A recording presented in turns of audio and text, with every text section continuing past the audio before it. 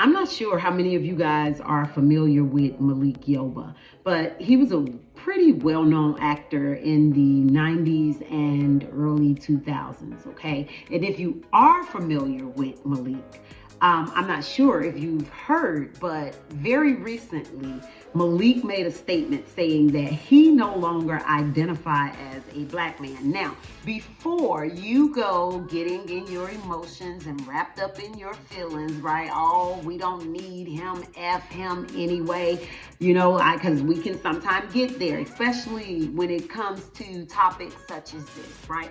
But let's hear and listen to his reason behind it all. What's up, America?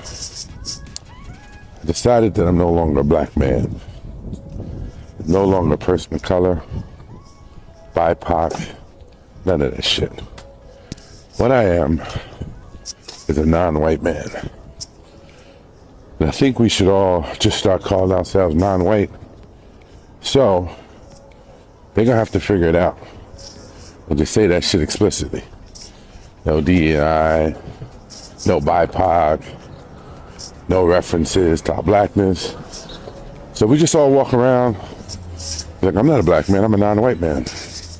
I'm a non-white woman. Black people, everybody, call it what it is. I'm just non-white. And let them rebuke that. Well, I'm going to kind of add a little to where he left off, and I'm definitely going to say that I agree with him. I'm totally in line with it. Now, my point is, when you really understand this demonic, this sick American ideology, then yes, all should be running to disassociate ourselves with the titles and labels that our oppressors have given us, okay? When you think about race, you understand that race was created, right, to actually put us in a race. Like, think of it as real stats, real race stats, right? The whites are in the lead, brown people, right? The brown, the yellow, the everybody else is kind of in the middle, and the blacks are at the bottom of the totem pole, right? And again, it was created to be that way. The race and the title that we were given, it was given to us by a colonizer.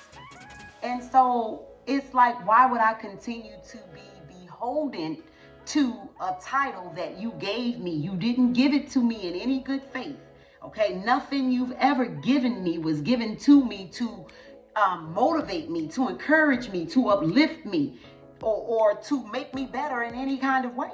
So because I understand that, I've been saying for the longest amount of time now that I don't identify as a black woman, right? I identify as a woman, as a female human being of African descent. Now, I understand that Afrikaners, I can't think of his name, but I understand that Africa is even named after a colonizer, a white man, right? But when I say African descent, my mind goes to the actual human inhabitants of that continent, okay? And those would be my ancestors. And so I identify more closely with that. And until I can come across a genealogy or anthropologist or a really good historian that can help me to understand, to put it in a different context, I'm going to take autonomy. I'm going to take control over how I identify myself, right? And I think that is something that the so-called black community need to do. How do you find solace? How do you find pride in a title, a label that has been given to us for all the wrong reasons, okay? And when I look at my skin, I don't see black. So it's hard to identify. It's like cognitive distancing on every level have been forced on the so-called black man. Because 99% of so-called black people that I see, they are not black. So what is it that I'm supposed to relate to? What is it that I'm supposed to align with? Somebody help me. Because again, I don't see the color black. This is black, people. This is why I'm saying cognitive dissonance. I'm going to continue to call myself black when I don't see black. If my children are lighter than me, I have one that's darker, but he's not even black. He's a darker brown. So again, the trickery, the foolery that we allow ourselves to be placed under is mind-boggling. Let's jump back to race. We are literally in a race for our lives. And right now, blacks, we are losing. Okay? Blacks, we are losing. The world, everybody else, they are in a sprint relay race. So you're sprinting. Everybody else is running. They are running as fast as they can. And when they get to a certain meters, right, they pass the baton. That's that generational wealth, right? They are passing assets, control, status, privilege. They pass the baton to their offspring, right? Meanwhile, so-called blacks, we are in a marathon, right? Which it sounds good in theory, but it's shit for practice. You know, we must pick up our pace. We must get in the race for real, for real. Okay? They are in a sprint relay race, and we are lacking in a marathon. We are taking our own precious time as if we have that time. We don't. Okay? The world is in a race.